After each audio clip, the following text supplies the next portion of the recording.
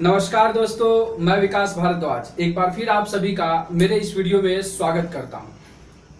आज के इस वीडियो में हम लोग रणनीति के बारे में जानेंगे, क्योंकि बहुत लोगों के कमेंट आ रहे थे चैनल पर कि सर कैसे करें तैयारी, सर क्या क्या पढ़ना होगा, सर क्या सिलेबस है। इन सब भ्रांतियों को आज इस वीडियो के तहत मैं दूर करने की कोशिश करूंगा, क्योंकि एक एक को कमेंट करके बताना हर चीज को यह संभव नहीं है और मेरे पास उतना समय मैं मैनेज नहीं कर पा रहा था। इसलिए इस वीडियो को बना रहा हूं। वीडियो को अंत तक देखिएगा। आज मैं आपको एक रामबाण तकनीक बताऊंगा जिससे कि आप चाहे रूल 70 के तहत एग्जाम में अपियर हो रहे हों, जो अभी हेड कांस्टेबल से एएसआई का होने वाला है, या सब इंस्पेक्टर से इंस्पेक्टर का जो प्रमोशन रहने वाला है रूल 70 के तहत, और रूल 72 जो कि कांस्टेबल से एएसआई या हेड कांस्टेबल से एएसआई के लिए जो है एलडीसी जो डिपार्टमेंटल एग्जाम है उसके लिए कर रहे हैं। क्योंकि दोनों का सिलेबस सेम है।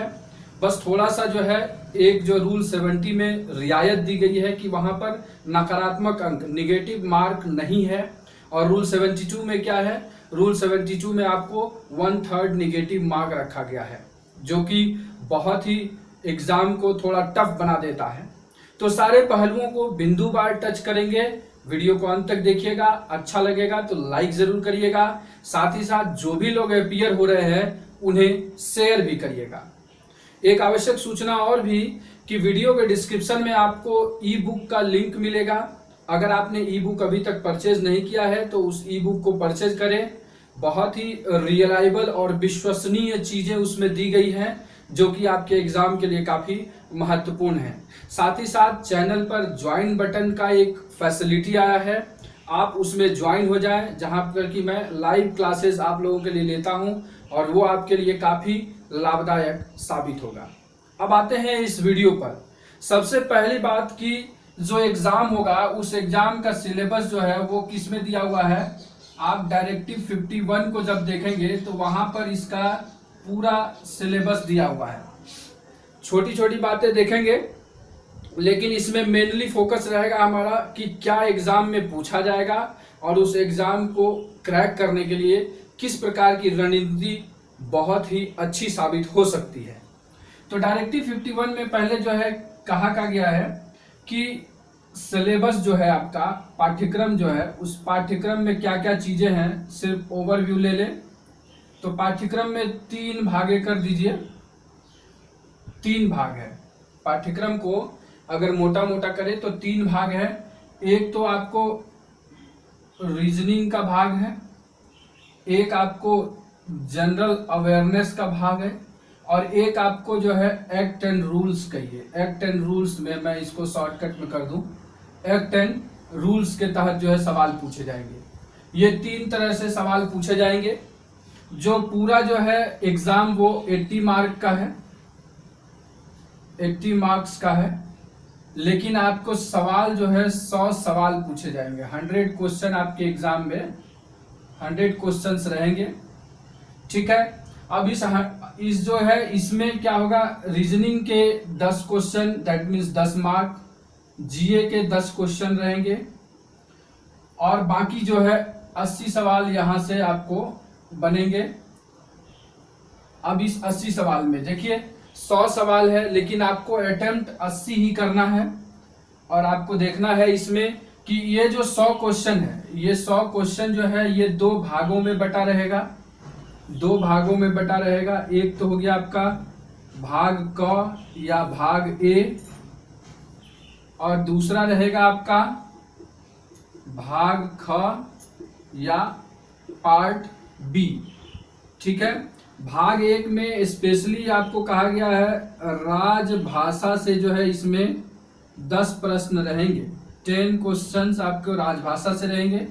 बाकी जो है इधर आपको 90 क्वेश्चंस रहेंगे, ठीक है।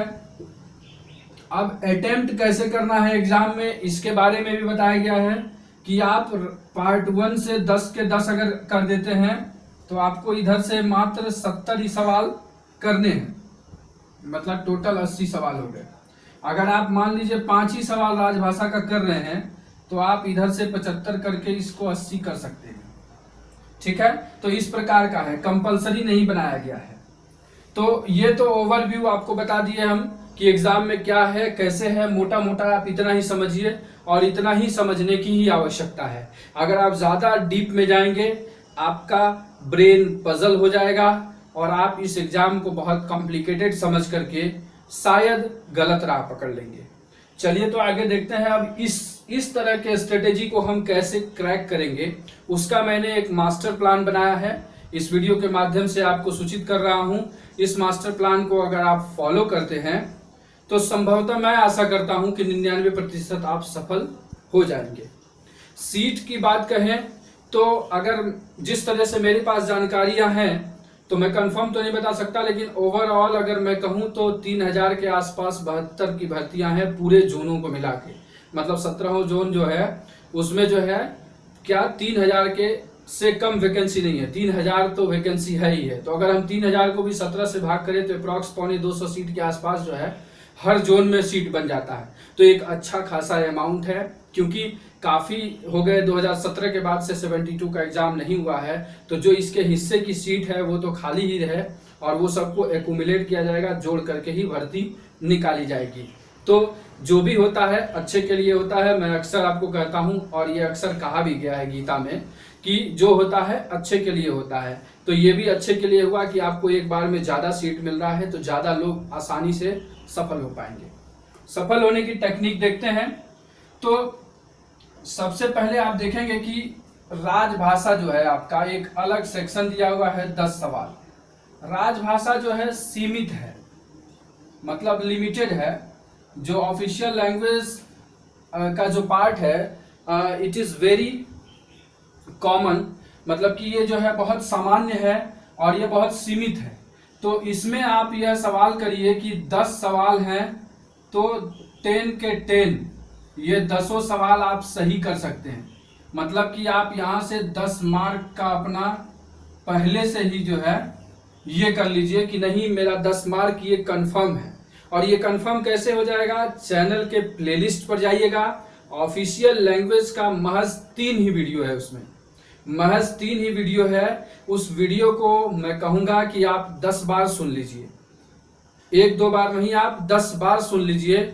मैं आपको आश्वस्त करूंगा इस वीडियो के माध्यम से, इस प्लेटफॉर्म के माध्यम से कि आप 10 में से वहां से ही आपको 7 मार्क 8 मार्क आप आसानी से ला सकते हैं। 1-2 क्वेश्चन एक्सेप्शनल होता है जिसे हम लोग ऑब्जेक्टिव टाइप लाइव क्लास में कवर कर लेंगे, तो हो सकता है वो भी मैं कवर करवा दूं। तो 10 के 10 नंबर आप यहां से ले सकते हैं, ये एक बोनस ऑफर है आपके लिए। इसके बाद आपको आते हैं राजभाषा पर पूरा दीजिए, इसको मैं 3 स्टार दूंगा। इसके अनुसार आप इसको सबसे पहले करिए अगर आपको एग्जाम में अव्वल आना है। इसके बाद आते हैं जब हम पार्ट बी में जाएंगे, पार्ट बी में जिसमें कि आपको 90 क्वेश्चन रहेंगे, 90 क्वेश्चंस हैं। इस 90 क्वेश्चंस में से आप 20 क्वेश्चन निकाल दीजिए, 10 जो हो गया जीए का और 10 हो गया रीजनिंग का। अगर किसी व्यक्ति को इसकी तैयारी नहीं भी है तो आप इसे छोड़ सकते हैं पूरी तरीके से, क्योंकि आपको कुल 80 मार्क का ही एग्जाम है और 80 क्वेश्चन अटेम्प्ट करने हैं। तो आप इसे छोड़ भी सकते हैं पूरी तरीके से, क्योंकि अब 10 नंबर के जीए के लिए आप क्या क्या पढ़ेंगे। कुछ सिंपल सवाल हैं जिसे आप आसानी से हल कर लेंगे, जो कि हरफन मौला सवाल कहा जाएगा इस एग्जाम के लिए। जैसे कि आरपीएफ का डीजी कौन है, तो वर्तमान में अभी श्री अरुण कुमार आरपीएफ के डीजी हैं। सवाल ये भी पूछा जा सकता है कि आरपी जो है रेल के अभी जो है वीके यादव जो है chairman railway board, chairman railway board कौन है, ये सब हरफन मौला सवाल है। रेल मंत्री कौन है, हरफन मौला सवाल है। इस तरह के सवाल अगर आते हैं तो इसके लिए पढ़ने की कोई आवश्यकता भी नहीं है, आप इसे आसानी से 1-2 मार्क ऐसे ले भी आएंगे। और अगर रीजनिंग में आप कुछ भी नहीं जानते हैं तो आप 10 नंबर छोड़ दीजिए, ऑब्वियसली आप उसे आसानी से छोड़ दीजिए। उस 10 नंबर के लिए जितना मेहनत आप करेंगे उस 10 क्वेश्चन के लिए, अगर उस 10 क्वेश्चन के लिए आप इस पार्ट में अगर शिफ्ट हो जाते हैं जो मैं अभी आपको डिस्क्राइब करूंगा, आप आसानी से क्रैक कर लेंगे, आसानी से। क्यों? क्योंकि अब एक बात चीज यहाँ छूट गई पासिंग मार्क के बारे में। तो पासिंग मार्क में अगर आप जनरल कैटेगरी में हैं तो आपको 60% चाहिए, और आप अगर किसी कैटेगरी में आते हैं तो आपको 50% चाहिए। तो 60% करते हैं तो आपको 48 मार्क्स चाहिए, और यहाँ 50 करते हैं तो ये 40 मार्क्स चाहिए। अगर हमको इतना ही ना कंप्लीट करना है तो इसके हिसाब से अगर चले तो आप अगर राजभाषा कर लेते हैं, अगर आप राजभाषा को कर लेते हैं तो आपका 10 मार्क्स तो पहले ही सिक्योर हो गया दोनों जगह पर, क्योंकि राजभाषा को मैं सबसे आसान कहूंगा, जो हलवा कहिए इस एग्जाम के लिए। ठीक है, तो 10 मार्क आपने कंप्लीट कर लिया। आप एक को 30 चाहिए, एक को 38 चाहिए। उसके लिए हम अब तैयारी करते हैं कैसे होगा। तो उसके लिए क्या है, आप इस 90 में से जो है 70 सवाल आपके एक्ट एंड रूल से आएंगे, एक्ट एंड रूल से आएंगे 70 सवाल। अब इस 70 सवाल में भी अब कुछ लोग जो है बार बार कमेंट कर रहे हैं, सर माइनर एक्ट पढ़ा दीजिए, माइनर एक्ट पढ़ा दीजिए। भाई माइनर एक्ट कितना है, बहुत ज्यादा। माइनर एक्ट की कोई गिनती नहीं है, सिलेबस में दिया भी नहीं है, सिर्फ लिख दिया है अदर माइनर एक्ट्स। तो हाउ मच, कितनी भी काउंटिंग है, नहीं है। तो हम उसके पीछे क्यों भागेंगे जिस रास्ते की मुझे जानकारी नहीं है। हम उस रास्ते के पीछे जद्दोजहद करेंगे जिस पर मुझे पता है कि इस पे गड्ढा नहीं है। तो हम उसी लिए तरीके से मैं काम करता हूं, और उसी तरीके से मैंने कर भी रखा है। आप आइए, आईपीसी, सीआरपीसी और इंडियन एविडेंस एक्ट, अगर आप इन तीनों मेन जो है इन वेयर एक्ट को मिला लें तो मेरे हिसाब से 25 सवाल यहां से आएंगे, 25 सवाल। ठीक है, अगर 20 भी मान लेते हैं, मैं 20 या 25 सवाल कहिए अगर यहां से आते हैं, तो इस पार्ट को करना ज्यादा मुनासिब होगा आपके लिए, मोर कंफर्टेबल होगा इस एग्जाम को क्रैक करने के लिए। अगर मैं 20 ही लेकर चलूं, 20 ही लेकर के चलूं, तो मैं ऑन एन एवरेज, अगर आप मेरे प्लेलिस्ट पर जो वीडियोस पड़े हैं, जो सभी के लिए ओपन है, प्लेलिस्ट पे जो वीडियो है उसको आप कम से कम 5 बार एग्जाम तक जरूर देख लीजिए। आपको लगेगा थोड़ा सा कि टाइम टेकिंग है, लेकिन जो विजुअलाइजेशन मेथड है उससे जब आपको याद हो जाएगा तो एग्जाम हॉल में गलत होने की संभावना ना के बराबर रहेगी। तो आप मेरे प्लेलिस्ट को जाकर के विजिट करिए, 5 बार आप देखिए, पूरी तरह से एक किताब को देखने की जरूरत नहीं पड़ेगी आपको। और अगर आपको फिर भी मेरा वीडियो देखने के बाद अगर आप किताब देख लेते हैं तो मैं वादा करता हूं कि फिर आप जिंदगी में कभी वो धारा भूल नहीं सकते। ठीक है, तो ये आप प्लेलिस्ट से देखिए। आप यहाँ 20 ही सवाल मानते हैं, तो 20 में से आप बहुत, अगर मान लीजिए कि गलत भी हो गया या आपको नहीं भी आ रहे हैं, तो आप यहाँ से 15 मार्क्स ले सकते हैं अगर आप मेरे वीडियोस देख लेते हैं। 15 मार्क्स आपको यहाँ से मिल जाएंगे। तो फिर हम इसमें जोड़ते हैं 15 मार्क्स, यहाँ जोड़ देते हैं। देखिए कैसे तरीके से एग्जाम को क्रैक किया जाता है, वही चीज है। मैं देख रहा हूं कि काफी लोग हड़बड़ कर रहे हैं, सर ऑब्जेक्टिव दे दीजिए। अरे यार, ऑब्जेक्टिव को याद रखना बहुत मुश्किल है, क्योंकि ऑब्जेक्टिव का विजुअलाइजेशन आपके माइंड में नहीं बैठता है, उसे रट्टाफिकेशन ही करना पड़ता है। और रट्टाफिकेशन का कितना देर तक बैकअप होता है ये आपको भी पता होगा। अब देखिए, आप यहाँ 25 मार्क और यहाँ पर आपने भी 25 मार्क कर लिया। अब इधर 15 चाहिए और इधर आपको 25 हो गए, 23 मार्क चाहिए उधर। ठीक है, 25 10 35, हाँ 23 मार्क उधर चाहिए। तो देखिए आपको 25 मार्क का हम कितनी आसानी से, जो एकदम पुख्ता है उसके पीछे लगे। इसके बाद हम आते हैं तो अपना जो है, अब आरपीएफ से संबंधित जो एक्ट एंड रूल है उसको देखिए। आरपीएफ से संबंधित सारा वीडियोस प्लेलिस्ट में है, आपको कहीं जाने की जरूरत नहीं है, बस आपको धीरज से तैयारी करने की जरूरत है। अगर आपके अंदर पेशेंस है, आपकी नैया पार हो जाएगी। कहेंगे धैर्य जो है, जो परसिवरेंस है, वो सफलता की सीढ़ियों में एक सीढ़ी है। ठीक है, अब आरपीएफ से आते हैं तो आरपीएफ का एक्ट है, ठीक है, आरपीएफ का रूल है, ठीक है। उसके बाद आपको आरपीयूपी एक्ट है, उसके बाद जो है रूल के बाद हो गया रेलवे एक्ट है। ये अपना मेन पार्ट है, रेलवे एक्ट है। ये चीजें जो है और भी ईटीसी इसमें लगाइए, जो भी आरपीएफ से संबंधित है। सवाल यहां से ज्यादा पूछे जाएंगे भाई, आपको ऑफिसर आरपीएफ में बनना है तो आपको इन चीजों की इनकी ज्यादा जरूरत है, माइनर एक्ट की ज्यादा जरूरत नहीं है। माइनर एक्ट में सिर्फ अभी एनडीपीएस एक ऐसा एक्ट है जिसके कुछ प्रोसिक्यूशन के पावर आपको मिले हैं, तो उस पर हम ध्यान दे देंगे। तो ये चीज देखिए कैसे स्ट्रेटेजी होता है, रणनीति इसी को कहते हैं बाबर जो है युद्ध में उतरने से पहले रणनीति बनाता था। वो क्या करता था, युद्ध भूमि को पहले ही 2-3 दिन पहले विजिट कर लेता था और उसके स्ट्रेटेजिक पॉइंट्स को देख लेता था कि दुश्मन कहां से भागेंगे और दुश्मन कहां से एंट्री करेगा। तो जो एंट्री पॉइंट था उसे भी वो ब्लॉक करवा देता था, और जब दुश्मन मान लीजिए मैदान में एंट्री हो गया, पानीपत के मैदान में जब एंट्री हो गया था, तो कहते हैं कि उसने क्या किया, सारे एग्जिट्स ब्लॉक कर दिए, तो लोग भाग ही नहीं पाएंगे। तो ठीक उसी प्रकार से आप भी इस एग्जाम को एंट्री तो करने दीजिए क्वेश्चन को, लेकिन उस क्वेश्चन को अपने दायरे में ऐसे घेर लीजिए कि वो एग्जिट ना हो पाए। तो यहाँ पर आप जब इससे आएंगे, इसका भी प्लेलिस्ट है, सारे का प्लेलिस्ट बना हुआ है। साथ ही साथ अभी रूल का लाइव क्लास चल रहा है, जहां की डिटेल से एक्सप्लेनेशन दे रहा हूं, क्योंकि आपको आरपीएफ रूल जानना बहुत जरूरी है। अगर आप उसके बारे में नहीं जानते हैं तो विभागीय काम में आप जो है पिछड़ जाएंगे।